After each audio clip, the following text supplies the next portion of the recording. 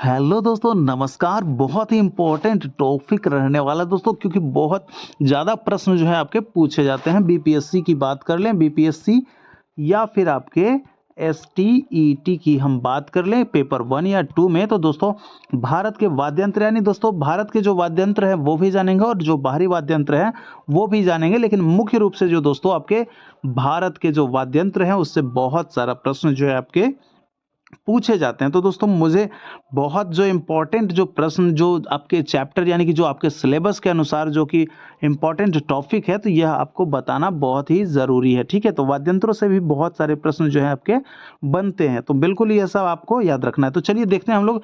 दोस्तों इसमें आपको वाद्यंत्रों के बारे में कुछ पढ़ना है, उसके बाद फिर आपका इसमें जो है आपका तत् जो है आपका तत् वाद्य है, अवनद वाद्य है, आपका सुशीर वाद्य है, घन वाद्य है। तो ये सब टोटल जो है आपको वाद्य पढ़ने हैं, जैसे कि इसमें आपकी जो भी इसमें आपको टोटल आपको इसमें पढ़ना है, बीना, तानपुरा और फिर सारंगी, सरोद, बहुत सारे ऐसे हैं जो कि ये सब तो आप देख रहे होंगे। ये आपका तत्वाद्य का है, लेकिन दोस्तों तत्ववाद्य का भी यहाँ पे पूरा नहीं है, इसमें अभी और आपको बताया जाएगा। लेकिन आप इसको आइए बताते हैं, स्टार्टिंग करते हैं इस चीज़ को। लेकिन उससे पहले कहेंगे कि चैनल पे आप नए या पुराने हैं, चैनल को सब्सक्राइब नहीं किया तो चैनल को सब्सक्राइब करके नोटिफिकेशन को दोस्तों आप लोग ऑन कर लीजिए, क्योंकि दोस्तों बहुत ही ज़्यादा इम्पॉर्टेंट टॉपिक आपके पास आने ही वाला है। दोस्तों बिहार से रिलेटेड भी प्रश्न आएंगे और बहुत सारा चीज़ जो है दोस्तों, पाश्चात्य संगीत हो गया, आप जिस चीज़ की भी जो आपके सिलेबस में जो ज़्यादा पूछे जाएंगे वो प्रश्न भी आपके सामने दोस्तों। वैसे तो बहुत सारा जो है मैंने बनाया वीडियो, आप अगर वो सब नहीं देखें तो ज़रा जाके सब कुछ देख लीजिए, आपको वो उसमें से बहुत ज़्यादा से ज़्यादा प्रश्न जो है उसमें बहुत सारा सेट प्रैक्टिस भी करवाए हैं, तो बहुत ज़्यादा आपका प्रश्न वहाँ से सॉल्व होगा, ठीक है? तो आइए हम लोग जानते हैं यहाँ पे वाद्य यंत्र के बारे में। वाद्य यंत्र के बारे में क्या हम लोग को कहा जा रहा है दोस्तों। वाद्य यंत्र की बात कर ले, ये दोस्तों आप लोग बुक का नाम पूछेंगे तो मैं बता दूं कि बुक का नाम जो है वो आपको ये टीजीटी म्यूजिक प्रैक्टिस सेट का जो है दोस्तों वो बहुत ही इम्पोर्टेंट यह सेट है।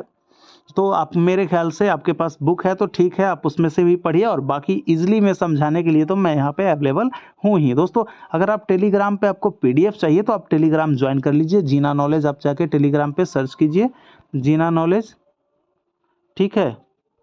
तो आप जीना नॉलेज सर्च कर लेंगे, उस पर आपको टेलीग्राम में आ जाएगा। उसके बाद फिर आप लोग उसको ज्वाइन कर लीजिएगा, वहाँ पे आप लोग को पीडीएफ भी मिल जाएगा, ठीक है? तो बिल्कुल घबराने की ज़रूरत नहीं है दोस्तों, एक-एक चीज़ मैं आपको दे दूँगा, क्योंकि दोस्तों आप लोग के लिए ही तो बनाता हूँ। क्योंकि आपको जब मुझे खुशी इस बात की होगी कि जब आपका ज़्यादा से ज़्यादा लोग का रिज़ल्ट हो गया, जो मैं बता रहा हूँ, क्योंकि दोस्तों आप लोग मुझे कमेंट में तो बताएँगे ही रिज़ल्ट होने के बाद, तो बहुत खुशी होगी, उस खुशी का ठिकाना क्या। तो चलिए शुरू करते हैं, ठीक है? आइए वाद्य यंत्र के बारे में हम लोग जानते हैं। इसका पहले देखिए क्या होता है कि संगीत में गायन के साथ साथ जो है दोस्तों आपके वादन की अत्यंत महत्वपूर्ण कड़ी है, ठीक है? केवल गायन यानी आप गा रहे हैं और उसमें कुछ बजाया ना जाए, कुछ तड़का ना लगाया जाए, तो फिर मज़ा क्या, ठीक है? तो आप कितना भी सुर में गा लें, उसके साथ अगर वाद्य यंत्र अगर कोई बजता है तो फिर सुनने का मज़ा ही कुछ और हो जाता है, ठीक है? तो यह जो है आपके अत्यंत महत्वपूर्ण कड़ी है, ठीक है? आगे देखिए कि वादन से आशय प्रविष्ट वस्तु एवं पद्धति से निर्मित किसी वाद्य यंत्र पर थाप देकर, यानी कि थाप देकर, जैसे कि किस पे थाप देते हैं, नाल हो गया तो ये आपके तबला हो गया, तो ये सब पे ढोलक, तो थाप देकर, तो किसी को फूंक कर, जैसे कि फूंक कर शहनाई वगैरह, शंख वगैरह, ये सब क्या करते हैं, फूंक कर ही तो बजाते हैं। किसी में क्या होता है कि तारों में कंपन करके, या फिर किसी पे क्या होता है कि आघात करके, यानी कि उसको पीट कर जो है ध्वनि उत्पन्न करते हैं। तो यही सब चीज़ जो है उत्पन्न करके लयबद्ध तरीके से संगीतमय ध्वनि उत्पन्न करना है, ठीक है? तो यही सब जो बजता है तो आपके संगीत में जो है चार चांद लगा देता है, ठीक है दोस्तों? अब देखिए कि यहाँ पे क्या बोल रहा है कि व्युत्पत्ति शास्त्र के अनुसार वाद्य की जो है उत्पत्ति संस्कृत के शब्द, कौन से शब्द जो है आपके वद से हुआ है। किससे हुआ है? संस्कृत के शब्द वद से आपकी उत्पत्ति हुई है, ठीक है? याद रखना है। किस, अगर आपसे पूछे प्रश्न कि वाद्य की उत्पत्ति किस शब्द से हुई है, तो ये बताना है वद शब्द से। और वद जो है आपके वो किस भाषा का है, तो आपके संस्कृत भाषा का है, ठीक है? तो बिल्कुल क्लियर। चलिए अब आगे देखते हैं। अब आगे यहाँ पे क्या है, वद शब्द से हुई है और जिसका अर्थ क्या है, जिसका अर्थ है बोलना, ठीक है? जिसका अर्थ है बोलना। प्रत्येक वाद्य यंत्र के पीछे की अपनी एक अलग कहानी है, जो हमारे सांस्कृतिक इतिहास से मिलती जुलती है। ठीक है, मिलती जुलती है, जैसे कि मान लीजिए तस्तरी है, थाली है, करछी है, या फिर जो भी आपके रसोई घर में सामान पड़ा हुआ है, तो उसके प्रयोग किए जाने वाले जो भी बर्तन हैं, जो कि कालांतर क्रमशः वाद्य यंत्र में क्या हो गए, परिवर्तित हो गए। ठीक है, पहले लोग देखते थे कि आप लोग फिल्मों के कोई गाने होते थे जिसमें कि घड़ा वगैरह का प्रयोग किया जाता था बजाने में, मटका मटका का प्रयोग, थाली का, बर्तन का, गिलास का, चम्मच का, तो ये सब चीज़ से क्या होता था, निकलता था। लेकिन उस सब को क्या हो गया कि भारतीय वाद्य यंत्रों का विश्व भर में अपना एक अलग पहचान है, और वो सब चीज़ जो है दोस्तों आपके किसी वाद्य यंत्र में विलीन कर दिया गया, और उससे जो है आवाज़ निकालना प्रारंभ कर दिए। ठीक है, तो कोई कोई ऐसा चीज़ है जिसको कि हम किसी चीज़ में हम बना दिए हैं, और कोई कोई ऐसा चीज़ है जिसको कि हम लोग अभी वही प्रयोग कर रहे हैं। तो बहुत सारा ऐसा कमी है जिसको कि हम वही प्रयोग में ला रहे हैं। ठीक है, अब आगे देखिए कि भारतीय संगीतज्ञों ने निरंतर अनगिनत वाद्य यंत्रों की रचना की है। बहुत सारे ऐसे वाद्य यंत्र हैं जिसकी रचना हुई है। इसमें से जैसा कि हमने बताया कि कुछ जो है आपके अभ्यास किए जाते हैं कुछ पर, और कुछ तो दुर्लभ होते जा रहे हैं, या उन्हें कोई नया जो है जो वाद्य यंत्र बना है उसमें दूसरे वाद्य यंत्र में विलीन कर दिया गया है।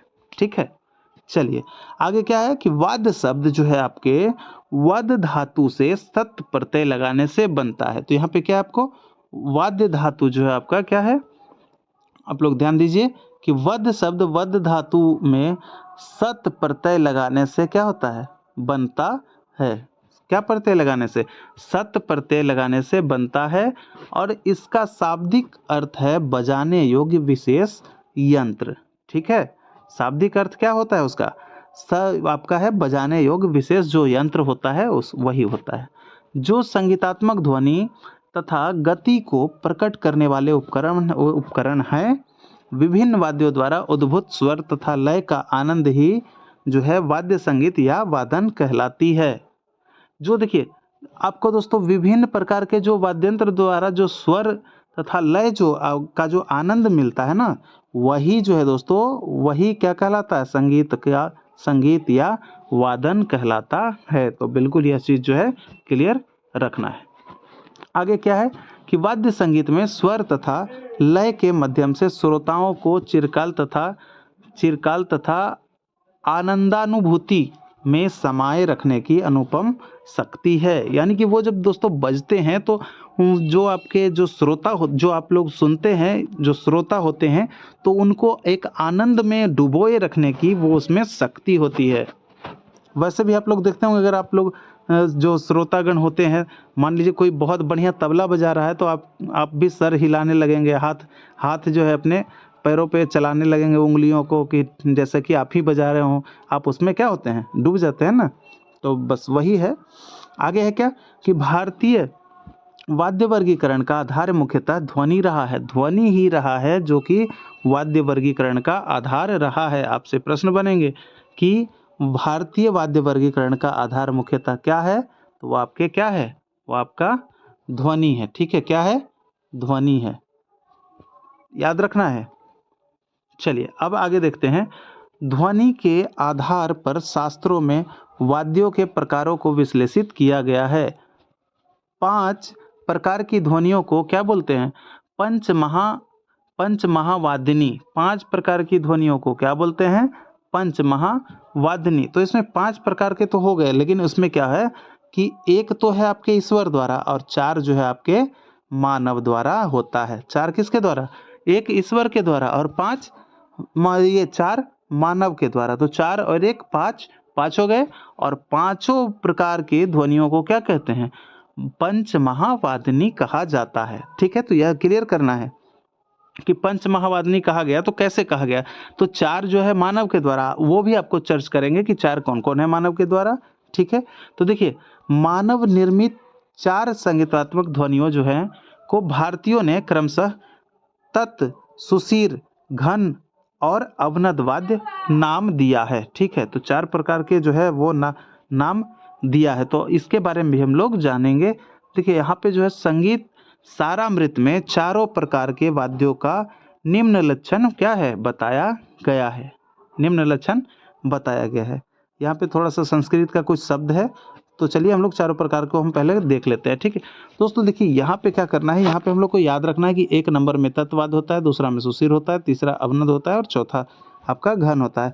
कभी कभी क्या होता है कि क्रम से भी पूछ लिया जाता है कि तीसरा जो है आपका वाद्यों के तीसरा प्रकार कौन सा है, वाद्यों के दूसरा प्रकार कौन सा है, तो दूसरा सुशीर, तीसरा आपके अवनद, चौथा घन, पहला तंत्री। तो ये सब इस टाइप के से आपको बना थोड़ा सा माइंड मेकअप कर लेना है।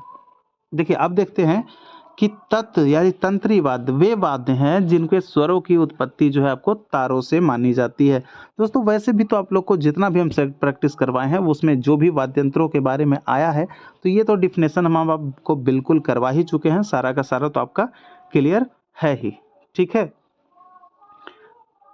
तो इसमें जो है क्लियर है। अब तो फिर इसका एग्जाम्पल जान लेते हैं थोड़ा सा कि तंत्रवाद में कौन कौन सा है। सितार यानी कि सितार है, सरोद है, वीणा है, ये सब जो है क्या है, जो इसमें तार लगा हुआ होता है वो आपके तत्ववाद या तंत्रीवाद के अंतर्गत आता है। और सुशीर के बारे में बताए थे कि जो हवा के द्वारा फूंक मार के या फिर भट्टी से या फिर आपके जैसे भी जो जिसमें कि हवा के द्वारा स्वर निकलते हो, आवाज़ निकलती हो, ध्वनि निकलती हो, वो क्या हो जाते हैं, वो सुशीर वाद्य के अंतर्गत आते हैं। जैसे कि आपके शहनाई हो गए, हारमोनियम हो गया, बंसी हो गया, शंख हो गया, बांसुरी हो गया इत्यादि, ये सब जो है बहुत सारे आपके सुशीर वाद्य भी है। तो हम लोग दोस्तों क्या करेंगे, हम लोग इसमें जितने भी वाद्य हैं भारतीय वाद्य, तत्ववाद्य में हम लोग सारे पढ़ेंगे, सुशीर वाद्य के सारे वाद्य पढ़ेंगे, अवनद वाद्य के सारे वाद्य पढ़ेंगे और घन वाद्य के भी सारे वाद्य को हम लोग को पढ़ना है। ठीक है, तो सारा वाद्य जो है मैं आपका क्लियर करवा दूंगा और सारे वाद्य को हम बता भी देंगे। अब आइए अवनद के बारे में, तो जैसा कि अवनद के बारे में भी बता चुके थे कि जिसमें क्या होता है कि अवनद में चमड़ा मढ़ा हुआ होता है, जैसे कि आपके जो चमड़ा मढ़ा हुआ होता है, ठीक है, तो उसी को क्या बोलते हैं, उसी को हम लोग अवनद वाद्य बोलते हैं। ठीक है, तो अवनद वाद्य जिसका क्या होता है, देखिए मुख चर्माच्छादित यानी कि चमड़े वाले जो होते हैं, जैसे कि आपके हो गए तबला हो गया, पखावज हो गया, ढोलक हो गया, नाल हो गया, ढोल हो गया, मृदंग हो गया, तो ये सब क्या है आपके, ये सब आपके अवनद वाद्य के श्रेणी में आते हैं। ठीक है, अब घन की बात कर लेते हैं। तो घन में क्या होता है कि जो आपके धातु के बने होते हैं, किसके, जो आपके धातु के बने होते हैं और जिसको कि हम लोग पीट पीट कर बजाते हैं। तो धातु वाले जो पीट कर बजाते हैं वो उसमें कौन कौन सा, जैसे मंजीरा, करताल, घुंघरू, वो आपका फिर और क्या है, घंटा हो गया, मंदिर का घंटी हो गया, तो ये सब क्या हम लोग किस श्रेणी में रखते हैं, हम लोग घन श्रेणी में रखते हैं। आइए, लेकिन सबसे पहले दोस्तों हम जैसा कि आप लोग को बता चुके हैं कि आपको तंत्री के बारे में भी सारा वाद्य के बारे में बताएंगे, सुशीर का भी सारा वाद्य बताएंगे, अवनद का भी सारा वाद्य, घन का भी सारा वाद्य, तो हम लोग सभी वाद्यों को बताएंगे। लेकिन यहाँ पे सबसे पहले हम लोग तंत्रवाद्य की तरफ हम लोग चलते हैं। ठीक है, तो आइए तंत्रवाद्य की तरफ।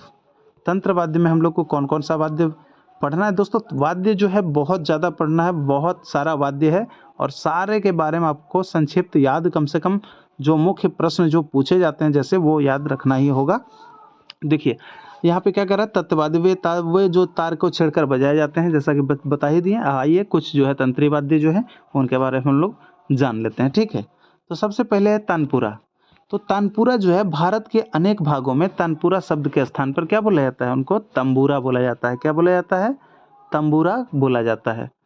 तो तंबूरा और तानपुरा में कोई डिफरेंस नहीं है, बस कहीं पे आपको तंबूरा बोल दिया जाता है, कहीं कहीं पे आपको तानपुरा बोला जाता है। ऐसे हम लोग लगभग जो है तानपुरा ही बोलते हैं। ठीक है, तो यह शब्द अधिक प्रचार में दिखाई देती है, तंबूरा शब्द जो है अधिक प्रचार में दिखाई देती है और तंबूरा शब्द जो है तानपुरा का ही अपभ्रंश रूप है। किसका, तानपुरा का ही अपभ्रंश रूप है। ठीक है, तंबूरे का विविध जो है आपका उल्लेख सर्वप्रथम संगीत पारिजात में हुआ।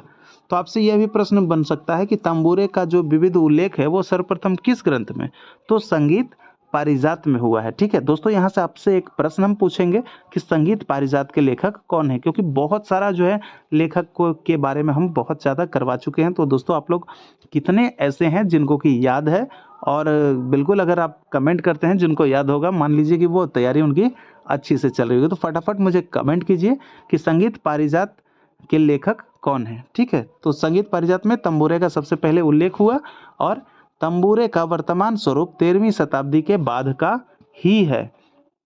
13वीं शताब्दी के बाद का ही है, यानी तंबूरा जो है 13वीं शताब्दी के बाद ही विकसित हुआ है। यह एक कद्दू से बना यंत्र है। किसका बना, आपसे पूछेगा कि तंबूरा किसका बना यंत्र है, तो ये कद्दू से बना यंत्र है, जिसके ऊपर एक लकड़ी लगाकर जो है उस पर दंड जोड़ दिया जाता है और उसकी लंबाई जो है 150 सेंटीमीटर के लगभग होता है। ठीक है, 150 सेंटीमीटर के लगभग होता है और तंबूरे पर कोई धुन नहीं निकाली जाती है। ठीक है, चलिए आगे देखिए। आगे है कि वीणा। वीणा के बारे में हम लोग जान लेते हैं कि वीणा जो है शताब्दियों पूर्व सारे तंत्र वाद्यों के लिए वीणा शब्द का प्रयोग ही किया जाता था। वेदों के अनुसार बाण शब्द, वेदों के अनुसार अगर बात कर लें तो आपके कौन से शब्द, बाण शब्द आगे चलकर जो है आपका वीणा शब्द में परिवर्तित हो गया। जब वेद की बात हो रही है यानी बहुत अति जो है प्राचीन काल की बात हो रही है, तो उसमें बाण शब्द जो है वो आपके बाण वही आगे चलकर वीणा शब्द में परिवर्तित हुआ है। तो ये सब बहुत छोटी छोटी बातें हैं, लेकिन बहुत मोटी बातें हैं, याद करने योग्य हैं, क्योंकि दोस्तों प्रश्न जो है कहीं से भी बन जाते हैं, कहीं से भी पूछ दिया जाता है। तो ये सब जो है आप जानकारी आपको रखना पड़ेगा। ठीक है, थोड़ा सा डीपली इसीलिए हम बता देते हैं बीच बीच में, ताकि आपका ये सब जो टॉपिक है वो क्लियर हो जाए। आगे देखिए, भारत के नाट्य शास्त्र में, भरत दोस्तों यहाँ पे आपको भरत होना चाहिए। ठीक है, तो भरत के नाट्य शास्त्र में, क्योंकि नाट्य शास्त्र के रचयिता कौन है, भरत ही है ना, जिसको कि भरत नाट्य शास्त्र को क्या कहा जाता है, पांचवा वेद नाट्य शास्त्र को कहा जाता है। तो भरत के नाट्य शास्त्र में वीणा के दो रूप, जिसमें कि कौन सा, दो रूप, एक आपका चित्र वीणा और दूसरा आपका विपंची वीणा का उल्लेख है। तो आपसे अगर प्रश्न बने कि नाट्य शास्त्र में कितने वीणाओं के कितने रूप का प्रयोग है, उल्लेख किया गया है, तो आपको बताना है दो प्रकार के वीणाओं का उल्लेख किया गया है। किसमें, नाट्य शास्त्र में। कौन कौन सा, एक चित्र वीणा और दूसरा विपंची वीणा। ठीक है, तो क्लियर दोस्तों, बिल्कुल जो है वो आपको क्लियर करना पड़ेगा। और दोस्तों इतने आसान शब्दों में आपको क्लियर करवा दूं तो क्यों ना हो। चलिए आगे क्या है कि वर्तमान समय में हमारे देश में वीणा के कई प्रकार जो है प्रचलित हैं।